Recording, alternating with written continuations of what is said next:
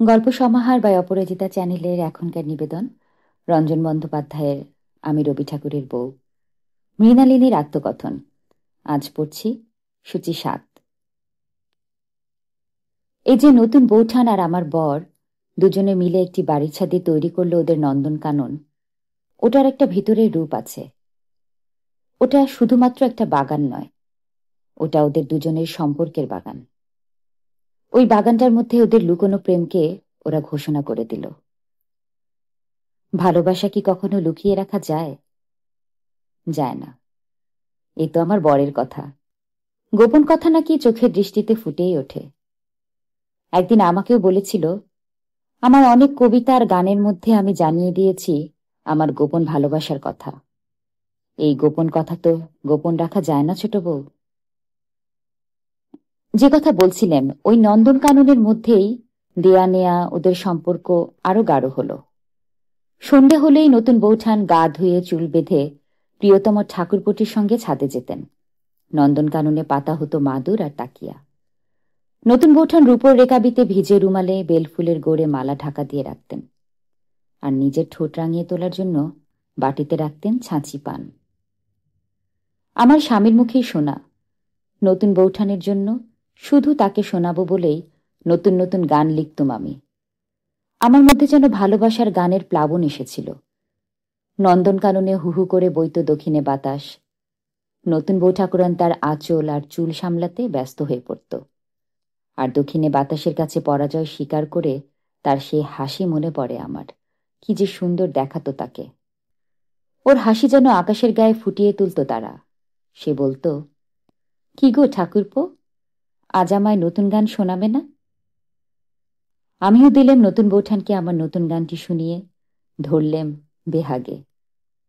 মধুর মিলন, হাসিতে মিলেছে হাসি, নয়নে নয়ন। মর্মর মৃদু বাণী মর্মর মরমে, কপলে মিলায় হাসি সুমধুর স্বরমে, নয়নে স্বপন। তারাগুলি চেয়ে আছে কুসুম গাছে গাছে, বাতাস চুপি চুপি ফিরেছে কাছে কাছে। মালাগুলি গেথে নিয়ে আড়ালে লুকাইয়ে সখীরা নিহারিছে দোহার আনন, হেসে আকুল হলো বকুল কানন। গানটা পুরোটাই গাইলেন আপনাদের রবি ঠাকুর।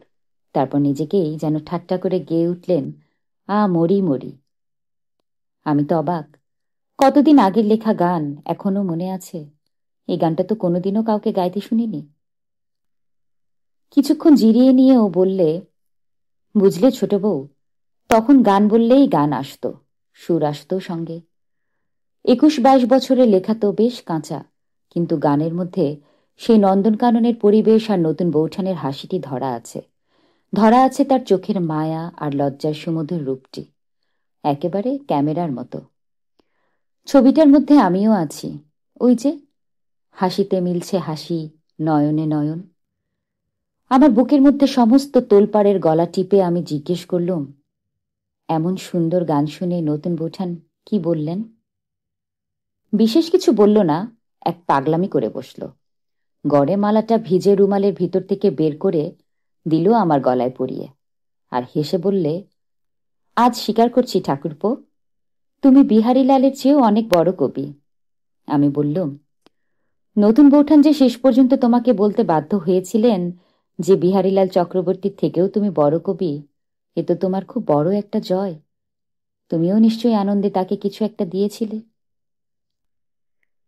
ও বেশ কিছুক্ষণ আমার প্রশ্নের উত্তর দিল না। মনে হলো ও কিছু একটা ভাবছে গভীরভাবে। আমি ঘর থেকে বেরিয়ে যাচ্ছিলাম। ও হঠাৎ আমাকে ডেকে বলল, ওই মালাটা আমি আমার কাছে অনেকদিন পর্যন্ত রেখে দিয়েছিলাম। ফুলগুলি শুকিয়ে সব কালো হয়ে গিয়েছিল, তবু আমার কাছে ওই মালাটি বেঁচে ছিল, এতটুকুও নষ্ট হয়নি।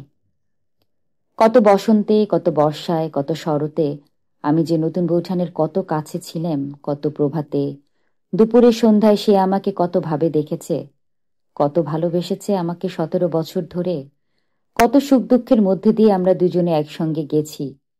17 বছর ধরে আমার জীবনে যে তার সব ডাকে সাড়া দিত, এই সমস্ত কিছু আমাদের মেলামেশা, ভালোবাসা, তার সবটুকু দিয়ে ও গোরেমালাটি গেথে নতুন বৌঠান আমার গলায় সেদিন পরিয়ে দিয়েছিল। আমি তাই ওটিকে ফেলতে পারিনি। আমি দরজার কাছে চুপ করে দাঁড়িয়ে।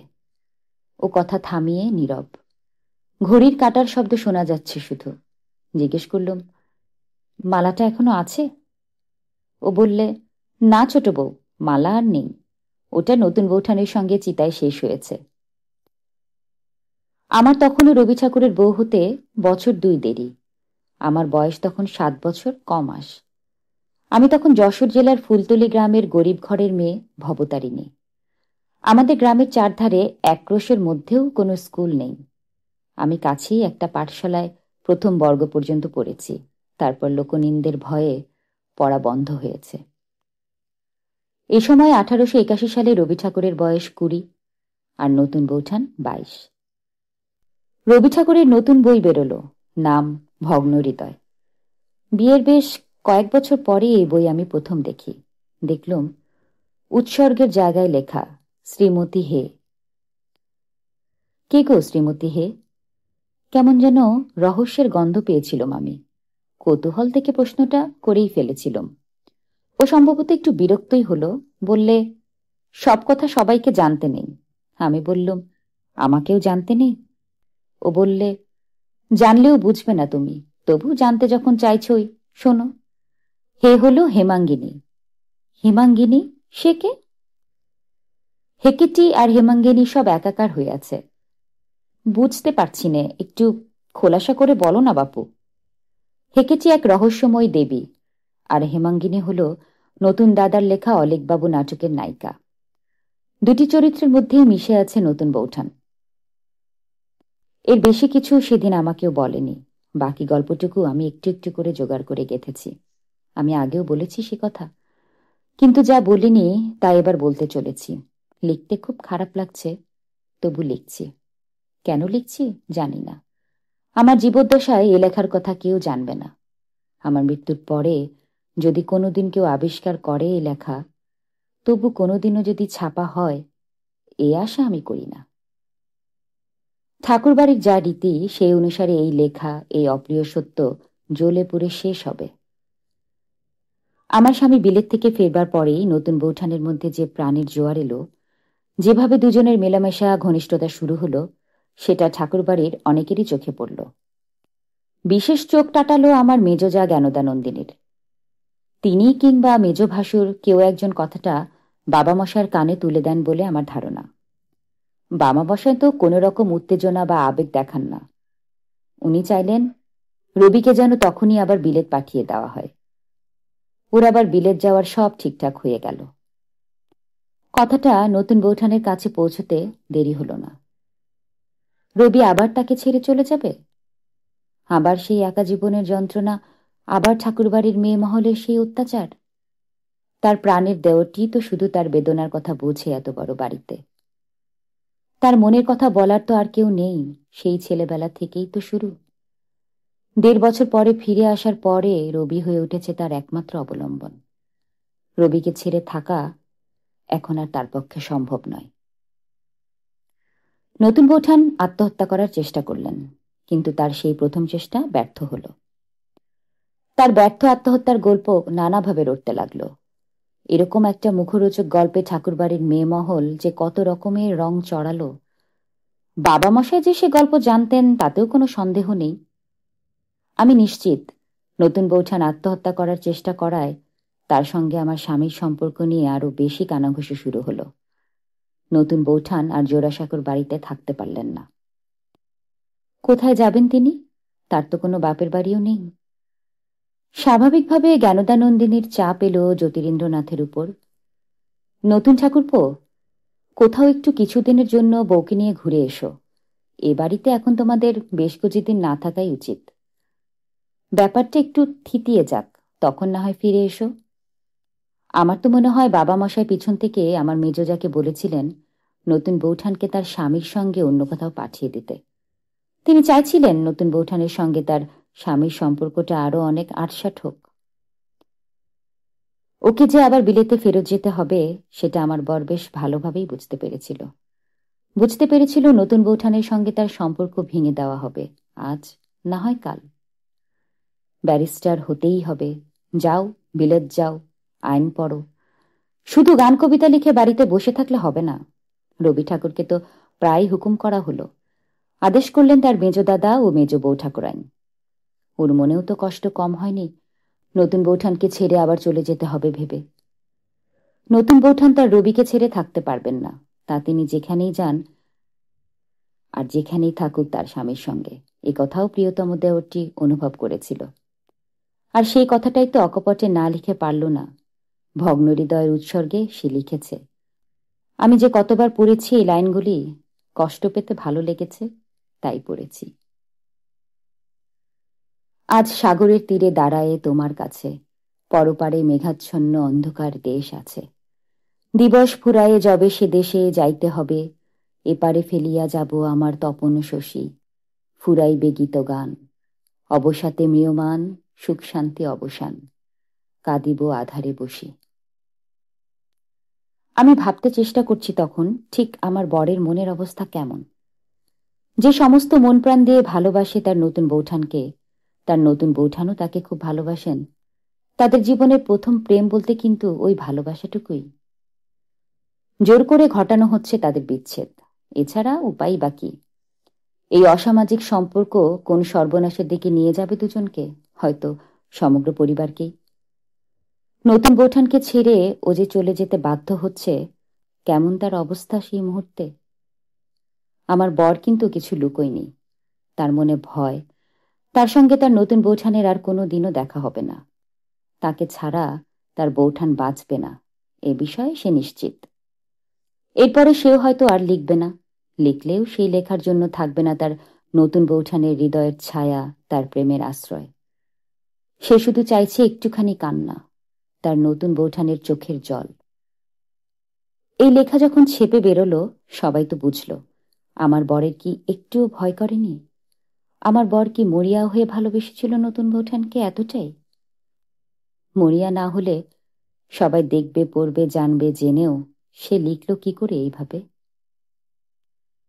স্নেহের অরুণালোকে খুলিয়া হৃদয় প্রাণ, এপারে দাঁড়াবে দেবী, গাহিনু যে শেষ গান। তোমারই মনের ছায়, সে গান আশ্রয় চায়, একটি নয়ন জল তাহারে করিও দান। আজিকে বিদায় তবে, আবার কি দেখা হবে, পাইয়া স্নেহের আলো হৃদয় গাহিবে গান। উপর উপর একটা মোড়ক আছে বটে, স্নেহের মোড়ক, কিন্তু সে তো শাক দিয়ে মাছ ঢাকা, সবাই যা বোঝার তাই বুঝেছিল নিশ্চয়ই। ও কিন্তু বিলেত গেল না। গেল না মানে যেতে পারল না। নতুন বৌঠানের জন্য মন কেমন সামলাতে পারেনি। তাছাড়া ওর মনে ভয় ছিল নতুন বৌঠান ওকে ছাড়া বাঁচতে পারবে না, আবার আত্মহত্যা করার চেষ্টা করবে। তাই জাহাজ মাদ্রাজে পৌঁছাতেই ও জাহাজ থেকে পালিয়ে গেলেই বলা যায়। একেবারে সোজা চন্দননগরে, সেখানেই নতুন বৌঠানকে নিয়ে উঠেছিলেন তার স্বামী। আমার বর সেখানে হঠাৎ গিয়ে হাজির। নতুন বৌঠান আশাই করেননি তার রবি জাহাজ থেকে পালিয়ে তার কাছে চলে আসবে। সেই পুনর্মিলনের গল্প আমি আর আমার বরের মুখেই শুনেছি। যতটা মনে আছে ওর ভাষাতেই লিখছি। আমি তো ফিরে এলাম মাদ্রাজ থেকে, সেই ফিরে আসাটা বিফলে গেল না ছোট বউ। নতুন বৌঠান তখন জ্যোতি দাদার সঙ্গে তেলেনি পাড়ায় বারুজ্যেদের বাগান বাড়িতে। গিয়ে দেখি জ্যোতি দাদা রয়েছেন তার নিজস্ব জগতে, আর নতুন বৌঠান ভারী নিঃসঙ্গ। আমাকে ফিরে পেয়ে সে যে কি খুশি হয়েছিল। আবারও গানে কবিতায় ভরিয়ে দিলাম তাকে। বুঝলে ছুটি, গঙ্গা সাঁতরে তখন এপার ওপার হতাম। নতুন বৌঠান দেখে আতঙ্কে শিউরে উঠত। আর সেই মেয়ে যে আমার জন্য এতটাই উদ্বিগ্ন, তা দেখতে আমার ভালো লাগতো। আমি সাঁতার কাটতে কাটতে এতই দূরে চলে যেতাম যে সে আর আমাকে দেখতেই পেত না। তখন প্রায় কান্নাকাটি শুরু করে দিত আমি ডুবে গেছি ভেবে। এখন ভাবি নতুন বৌঠানকে এতটা কষ্ট না দিলেই পারতাম, তার তো মনের কষ্টের অভাব ছিল না। তারপর একদিন বারজ্যদের বাগানবাড়ি থেকে চন্দননগরেই আরো একটা রোম্যান্টিক ঠিকানায় চলে এলাম আমরা। মোরান সাহেবের বাগানবাড়ি। এ বাড়িটা আরো সুন্দর, একেবারে গঙ্গার উপরেই। আর তখন ভরা বর্ষা। একদিন দুপুরবেলা খুব বৃষ্টি এলো, যাকে বলে বৃষ্টিপাত মুখরিত জলধারাচ্ছন্ন মধ্যাহ্ন। সেই দুপুরবেলাটা নতুন বৌঠানের সঙ্গে আমি খ্যাপার মতো কাটিয়েছিলাম। সেই খ্যাপামিটা ছিল আমাদের দুজনেরই। বিদ্যাপতির ভরা বাদর মাহ ভাদর পদটিকে মনের মতো সুর বসিয়ে গাইতে গাইতে আমরা দুজনে বৃষ্টিতে ভিজেছিলাম। কোনো বাধা ছিল না, কোনো বাধা ছিল না সেদিন আমাদের দুজনের মধ্যে। আবার হয়তো কোনো কোনো সূর্যাস্তের সময় আমরা দুজনে নৌকো করে বেরিয়ে পড়তাম। তখন পশ্চিম আকাশে সূর্য অস্ত যাচ্ছে, তার আলো এসে পড়েছে নতুন বৌঠানের চোখে, চুলে। কি সুন্দর যে দেখাচ্ছে তাকে। সেই মায়া কাটাতে না কাটাতে তাকে আবার নতুন রূপে পেতুম যখন সূর্যাস্তের পর পূর্ব বনান্ত থেকে চাঁদ উঠত। তারপর আমরা বাগানের ঘাটে ফিরে নদী তীরের ছাদটার উপরে বিছানা করে চুপচাপ। তীরের বনরেখা অন্ধকারে নিবিড় হয়ে আসত। সেই যে দুজনে মিলে কল্পনার রাজ্যে বিচরণ, সেই মৃদু গম্ভীর স্বরে গভীর আলোচনা, মনের দেয়া নেয়া সেই সন্ধ্যাবেলার ছায়া, কোনো কোনো দিন শ্রাবণের বর্ষণ আর বিদ্যাপতির গান। ছোট বউ, তারা সব চলে গেছে, কিন্তু তবু তারা যায়নি। আমার গানে, আমার কবিতায় তাদের ইতিহাস লেখা থাকলো। মনে পড়ছে একদিন নতুন বৌঠানকে বলেছিলাম, আমার লেখার মধ্যে আরো একটি লেখা লুকিয়ে থাকলো। এক লেখা আর আর সকলে পড়বে, আর সেই লুকিয়ে থাকা লেখা তুমি আর আমি পড়ব। কিন্তু তাই কি হয় রবি ঠাকুর? সবাই কি এত বোকা? তোমার লেখার মধ্যে লুকিয়ে থাকা লেখার মানে যে সবাই বুঝে গেল একদিন। তোমার লুকিয়ে থাকা লেখাই যে ডেকে আনলো সর্বনাশ। আমাদের বিয়ের মাস 7 আগেই হবে। ভারতী পত্রিকাতে তুমি লিখেছিলে একটা লেখা, সে লেখার আমি খোঁজ পেয়ে পড়েছি। তুমি কেন লিখতে গেলে এই লেখাটা? আবেগ সামলাতে পারোনি? ভেবেছিলে কেউ বুঝবে না, বা বুঝেও চুপ করে থাকবে? তুমি লিখেছিলে হুবহু এই কথা। সেই জানলার ধারটি মনে পড়ে, সেই বাগানের গাছগুলি মনে পড়ে, সেই অশ্রুজলে সিক্ত আমার প্রাণের ভাবগুলিকে মনে পড়ে। আর একজন যে আমার পাশে দাঁড়াইয়াছিল তাহাকে মনে পড়ে। সে যে আমার খাতায় আমার কবিতার পার্শ্বে হিজিবিজি কাটিয়া দিয়াছিল, সেইটে দেখিয়ে আমার চোখে জল আসে। সেই তো যথার্থ কবিতা লিখিয়াছিল। তাহার সেই অর্থপূর্ণ হিজিবিজি ছাপা হইল না, আর আমার রচিত গোটা কতক অর্থহীন হিজিবিজি ছাপা হইয়া গেল। এই লেখা বেরোবার পরে বাবা মশায় আর বসে থাকেননি। তখন তিনি মুসৌরিতে। সেখান থেকে তিনি আপনাদের রবি ঠাকুরকে চিঠি লিখে আজ্ঞা করেন অবিলম্বে তার সঙ্গে দেখা করার জন্য। আপনাদের রবি ঠাকুর বলেছেন বটে, তার বিয়ের কোনো গল্প নেই, কিন্তু গল্প একটা আছে বইকি। সেই গল্পের শুরু ভারতী পত্রিকায় এই লেখাটি থেকে। তারপর বাবা মশায়ের চিঠি অবিলম্বে আমার সঙ্গে দেখা করো এবং তার আদেশ যত শীঘ্র সম্ভব বিয়ে করো, এসব নানা কাদায় বাবা মশায় তাকে রাজি করাতে চেষ্টা করলেন বিয়ে করার জন্য। এরপরেই বৌদিদিদের আগ্রহে রবির বিয়ের জন্য, বিশেষ করে মেজজার ইচ্ছে বিয়েটা যত তাড়াতাড়ি সম্ভব হোক। এবার সেই প্রশ্নের উত্তরের কাছাকাছি আসছি। রবি ঠাকুর, তুমি আমাকে বিয়ে করেছিলে কেন? কেন রবি ঠাকুর, কেন? সেই কেনর উত্তর আমি নিজেই খুঁজেছি সারা জীবন। এবার হয়তো উত্তরটির কাছাকাছি আসছি ক্রমশ। ঠাকুরবাড়ির বধূদের চিরাচরিত আকর হচ্ছে যশোর। বউ ঠাকুরানীরা তাদের প্রিয় রবির বউ খুঁজতে সেখানেই এলেন। তার মানে কনে খুঁজতে এলেন। জ্ঞানদানন্দিনী দেবী এবং কাদম্বরী দেবী দুজনেই। সঙ্গে এসেছিল ইন্দিরা, মানে মেজজার মেয়ে। আর কে এসেছিলেন জানেন? স্বয়ং রবি ঠাকুর। যদিও উনি বলেছেন উনি আসেননি, কিন্তু উনি না এসে পারেননি, কারণ নতুন বৌঠান যে এসেছিলেন। কেন এসেছিলেন নতুন বৌঠান? অনেক পরে বুঝেছি। তার আত্মহত্যারও অনেক পরে। যখন একটু বয়স হলো আমার, তখন বুঝছি তার ভালোবাসার মানুষটির বউ খুঁজতে তাকে জোর করে নিয়ে আসা হয়েছিল। ইচ্ছে করে তাকে এই মানসিক শাস্তি দেওয়া হয়েছিল। এই হলো ঠাকুরবাড়ির মেয়ে মহলের নিষ্ঠুরতা। পরে যখন বুঝতে পেরেছি, আমার খুব কষ্ট হয়েছে নতুন বৌঠানের জন্য, অনেক খারাপ লেগেছে। সে মানসিক কষ্ট যাতে তাকে একা না পেতে হয়, জ্ঞানন্দা নন্দিনীর চাপ তাকে না একা সহ্য করতে হয়, সেজন্যই নতুন বৌঠানের সঙ্গে তার প্রিয়তম মানুষটিও এসেছিল, আমাকে দেখে পছন্দ করতে নয়, নতুন বৌঠানকে আগলাতে, তার পাশে থাকতে। এবার প্রশ্ন হলো, যশোরে এত মেয়ে থাকতে আমাকে পছন্দ হলো কেন? যশোরে এত মেয়ে তো কি হয়েছে? সবাই তো আর পিরালি ব্রাহ্মণ ঠাকুর বাড়িতে মেয়ে দেবে না। পিরালিরা মুসলমানের জলছোয়া ব্রাহ্মণ। তাই আবার ব্রাহ্মণ, হিন্দুদের মতো নারায়ণ সাক্ষী করে বিয়ে করে না। তাছাড়া সে বছর বোধহয় যশোরে সুন্দরী মেয়েদের আকালি পড়েছিল। আমাকে পছন্দ হওয়ার কারণ বউ ঠাকুরানরা অনেক চেষ্টা করেও রবি ঠাকুরের জন্য মনের মতো কনে খুঁজে পাননি। তবে আরো একটি কারণ আছে, একটু গোপন কারণ এবং আরো জরুরি কারণ। আমার বাপ জোড়াসাঁকোর ঠাকুর বাড়ির এক সামান্য কর্মচারী বেনি রায়। সুতরাং এ বিষয়ে নিশ্চিত হওয়া গেল যে আমি ঠাকুর বাড়ির একান্ত বাধ্য বউ হব। সারা জীবন মুখে রাটি কাটব না, সেই সাহসেই হবে না আমার। নতুন বৌঠানো তো তাই, বাজার সরকারের মেয়ে, তিনি জ্যোতিরিন্দ্রনাথের বউ বলে কথা। আমি ঠাকুর বাড়ির আরেক কাজের লোকের মেয়ে, রবি ঠাকুরের বউ।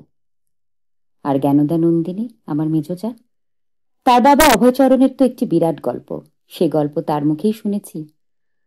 তিনি বাড়ি থেকে পালিয়ে এক ধনী পিরালি ব্রাহ্মণের বাড়িতে আশ্রয় পেয়েছিলেন এবং তারই মেয়ে নিস্তারিণীকে নিয়ে তিনি বিয়ে করে ঘর জামাই হন। জ্ঞানদানন্দিনী বউ হয়ে ঠাকুর বাড়িতে এলেন তার দুধে দাঁত পড়ার আগে। একদিন আমাকে গপ্প করে বললেন, দুধে দাঁত পড়লে ইঁদুরের গর্ত খুঁজে সেখানে দাঁতটি দিয়ে বলতে হয়, ইঁদুর পড়া দাঁত তুমি নাও, তোমার দাঁত আমায় দাও। বিয়ের পরে আমার যখন দুধে দাঁত পড়ল, তখন কলকাতার পাকা ইটচুনের বাড়িতে কোথায় খুঁজবো আমি সেই ইঁদুরের গর্ত বলেন তো? সে এক ভারী সমস্যা হয়েছিল। এই জ্ঞানদানন্দিনী লেখাপড়া শিখে একা বিলেত গিয়েছিলেন, তারপর আবার গভর্নর লরেন্সের পার্টিতেও একা গিয়েছিলেন। তার কাছে আমরা তো কোন ছাড়। আমার তো মনে হয় আমার মেজোজা চেয়েছিলেন জ্যোতিরিন্দ্রনাথ এবং রবীন্দ্রনাথের বউ যেন আমরাই হই, যাদের সামাজিক পরিচয় অনেক নিচের।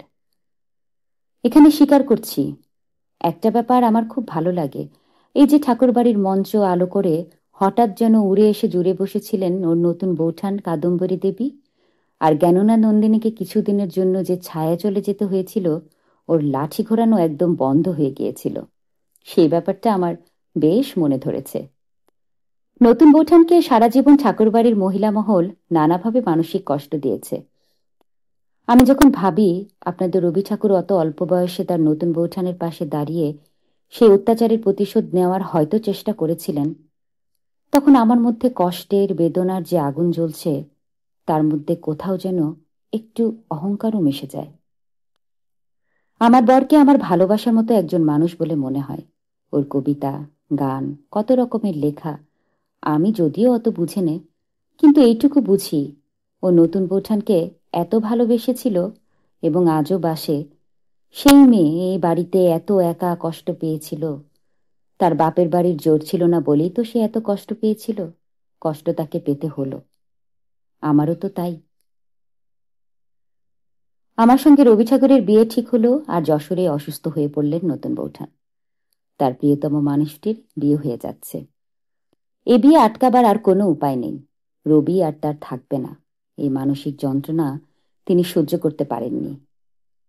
এবং এই যে তিনি অসুস্থ হলেন, আমার বিয়ের পর যে কটি মাস তিনি বেঁচে ছিলেন, তিনি শারীরিক ও মানসিকভাবে বেশ অসুস্থই ছিলেন।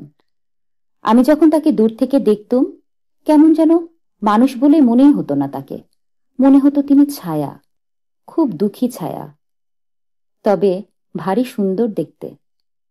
ঠাকুর বাড়িতে সবচেয়ে সুন্দরী ওই ছায়ার মতো মেয়ে। শুনেছিলাম ওর বয়স নাকি 25। আমার মনে হতো অনেক কম, কি পাতলা হালকা গড়ন, তাই হয়তো বয়স অত কম মনে হতো। রং বেশ চাপা, ছিপছিপে, আর চোখের চাউনিতে কি যেন ছিল, ঠিক বলতে পারবো না। অন্য কোনো মেয়ের অমন চাউনি আমি দেখিনি। একদিন আপনাদের রবি ঠাকুরকে হঠাৎ জিজ্ঞেস করেছিলাম, তোমার মুখে মারাঠি মেয়ে আন্না তরখরের গল্প শুনেছি, বিলেতের কত মেয়েদের গল্প শুনেছি, ওদের দেখে আসার পর আমাকে পছন্দ করলে কেন? এতটুকু না দেরি করেও বললে, আমার বিয়ের যেমন কোনো গল্প নেই, আমার পছন্দ অপছন্দেরও তেমনই কোনো ব্যাপার নেই। বৌঠানরা যখন বড় বেশি পিড়াপিড়ি শুরু করলেন, আমি বললুম, তোমরা যা হয় করো, আমার কোনো মতামত নেই। আমি বললুম, তুমি তো মেয়ে দেখতে গিয়েছিলে, আমাকে কি কারণে পছন্দ করলে? ও কি বলল জানেন? বললে, দেখতে গিয়েছিলাম বুঝি। আমার কখনো কখনো মনে হয় নিজের বিয়েটাকে অন্তত প্রথম প্রথম ও নিজে মেনেই নিতে পারেনি। ও তো ঠাট্টাই করেছিল আমার সঙ্গে ওর বিয়েটাকে। তা না হলে কেউ নিজের বিয়ের নেমন্তন্নের চিঠি ওইভাবে লিখেছে, সেভাবে কেউ লেখে? নেমন্তন্নের চিঠিটার প্রথমেই মাইকেল মধুসূদনের লেখা এই লাইনটা ছিল, আশার ছলনে ভুলি কি ফল লোভী নুহায়। তারপর এই চিঠি নিজের হাতে লেখা। আগামী রবিবার 24শে অগ্রহায়ণ শুভদিনে শুভলগ্নে আমার পরমাত্মীয় শ্রীমান রবীন্দ্রনাথ ঠাকুরের শুভ বিবাহক হইবেক। আপনি তদুপলক্ষে বৈকালে উক্ত দিবসে 6 নং জোড়াসাঁকোস্থ দেবেন্দ্রনাথ ঠাকুরের ভবনে উপস্থিত থাকিয়া বিবাহাদি স্পন্দন করিয়া আমাকে এবং আত্মীয়বর্গকে বাধিত করিবেন। ইতি অনুগত শ্রী রবীন্দ্রনাথ ঠাকুর। অনেকে এই চিঠিতে রবি ঠাকুরের কৌতুক ভরা মনের পরিচয় পেয়েছেন। আমি চিঠিটা অনেক পরে হঠাৎই দেখেছিলাম এবং আমার বেশ খারাপও লেগেছিল। তবে ভয় করেছিল, সত্যি ভয়ে আমি কেঁদে ফেলেছিলাম। বাসর ঘর আমাদের বাড়িতে হয়নি, হয়েছিল জোড়াসাঁকোর বাড়িতে। উনি মহর্ষি দেবেন্দ্রনাথ ঠাকুরের ছেলে, প্রিন্স দ্বারকানাথ ঠাকুরের নাতি, কত বড় জমিদার। সেই বাড়ির ছেলে কি করে যাবে তার কর্মচারীর মেয়েকে বিয়ে করতে তারই বাড়িতে? কি করে সেই বাড়িতে হতে পারে তার বাসর ঘর? ও পরিষ্কার বলে দিলে, বিয়ে করতে আমি কোথাও যাব না, কনেকে নিয়ে এসো জোড়াসাঁকোর বাড়িতে, যা হওয়ার এখানেই হবে। তাই হলো, আমার বিয়ে হলো সম্পূর্ণ এক অজানা অচেনা পরিবেশে। এত বড় বাড়ি সে আমি প্রথম দেখলুম। এরকম মানুষজনও কখনো আগে দেখিনি। এদের কথাবার্তা, আদব কায়দা সব আলাদা। বিশেষ করে মেয়েদের সাজ পোশাক, কথা, পুরুষদের সঙ্গে মেলামেশা, এরকম তো আগে কখনো দেখিনি। আমার যে কি লজ্জা করছিল আর ভয় করছিল। কোথায় গেল সব, আমার মা, আমার বাবা, আত্মীয়রা? কোথাও তো তাদের দেখতেই পেলুম না। তবে মনে আছে, এতটুকু ধুমধাম হয়নি আমার বিয়েতে। কোনো আনন্দ ছিল না বাড়িতে, যেন হঠাৎ আলো নিভে গেল। তার একটা কারণ অবশ্যই আগেই বলেছি, আমার বড় নন্দায় শারদা প্রসাদ আমার বিয়ের দিনই মারা যান। আরও একটা কারণ, বরের নিজের মনে মনে কোনো আনন্দ ছিল না, এবং সবার মনের মধ্যে এই ভাবটি বেশ স্পষ্টই হয়ে উঠেছিল যে জোর করে আমার মতো একটি মেয়ের সঙ্গে বিয়ে দিয়ে বাড়িতে সবার প্রিয় রবির প্রতি নিদারুণ অবিচার করা হলো। এই অপরাধের ক্ষমা নেই, এই কথাটা মনে মনে ঘুরছিল। বাসর ঘরে সম্ভবত চাপা অভিমান, রাগ, হতাশা থেকে আমার বর যে কাণ্ডটা করল, আমার বুক কাঁপছিল। পাশে আমার কেউ নিজের লোক, মানে বাপের বাড়ির লোক, কাউকে আমি পেলাম না। তাই আরো ভয় পেয়ে গেলুম। নিজেরই বাড়িতে পশ্চিমের বারান্দা ঘুরে বর এলো আমাকে বিয়ে করতে, এসে দাঁড়ালো পিঁড়ির উপর। এরপর মনে পড়ছে বাসর ঘরের কথা। ভাঁড়গুলো খেলার সময় এলো। ভাঁড়ের চালগুলো ঢালাই ভরাই করা হলো ভাঁড় খেলা। আমি একগলা ঘোমটার মধ্যে দিয়ে দেখছি আমার বর কেমন ভাঁড় খেলে। ও করল কি, ভাঁড়গুলো ধরে ধরে সব উপর করে দিতে লাগলো। ওর ছোট কাকিমা ত্রিপুরা সুন্দরী, যার গল্প ইতিমধ্যে বলেছি, উনি তো চিৎকার করে উঠলেন, ও কি করিস রবি? ওই বুঝি তোর ভাঁড় খেলা? ভাঁড়গুলো সব উল্টে পাল্টে দিচ্ছিস কেন? ঠিক কর। দেখলাম ঠিক সেই সময় ঘরে এসে দাঁড়ালেন যিনি, পরে জেনেছিলাম তিনিই নতুন বৌঠান। খুব অসুস্থ লাগছিল তাকে। সবাই তাকিয়ে তার দিকেই ছিলেন। তার চোখ দিয়ে মনে হলো আগুন ঝরছে, আর ঠোঁটে মৃদু হাসি। আমার বড় ছোট কাকিমা ত্রিপুরা সুন্দরীকে বললে, জানো না কাকিমা, আজ আমার জীবনের সব কিছুই তো ওলটপালট হয়ে গেল। কাজেই আমি ভারগুলো উল্টে দিচ্ছি। আমার বর তার ছোট কাকিমাকে কথাগুলো বললেন বটে, কিন্তু সারাক্ষণ তাকিয়েছিলেন নতুন বৌঠানের চোখের দিকে। ওর সেই কথা আজও শুনতে পাই। আমার বরের মুখে এই কথা শুনেই নতুন বৌঠান মুখে আঁচল চাপা দিয়ে ছুটে ঘর থেকে বেরিয়ে গেলেন। ছোট কাকিমা খানিকটা অপ্রস্তুত হয়ে বললেন, রবি, তুই একটা বরং গান কর। তোর মতন গাইয়ে থাকতে তোর বাসরে আর কে গান গাইবে বল? কাকিমার মুখের কথা খসতে না খসতে কর্তাটি আমার মনে হলো আমাকে বেশ ঠাট্টা করেই গান শুরু করে দিল। আমরি লাবণ্যময়ী, কেউ স্থির সৌদামিনী, পূর্ণিমা জোছনা দিয়ে মার্জিত বদনখানি, নেহারিয়া রূপ হায় আখিনা ফিরিতে চায়, অপ্সরা কি বিদ্যাধরী, কে রূপসী নাহি জানি। প্রথম রাত্রিরেই আপনাদের রবি ঠাকুর আমাকে বুঝিয়ে দিয়েছিলেন, উনি আমাকে কি চোখে দেখলেন এবং বাকি জীবন কি চোখে দেখবেন। উনি কিন্তু বেড়াল মারতে তেমন দেরি করেননি। এতক্ষণ শুনছিলেন রঞ্জন বন্দ্যোপাধ্যায়ের আমি রবি ঠাকুরের বউ মৃণালিনীর আত্মকথন। সঙ্গে থাকবার জন্য ধন্যবাদ। সবাই ভালো থাকবেন, শরীর ও মনের যত্ন নেবেন।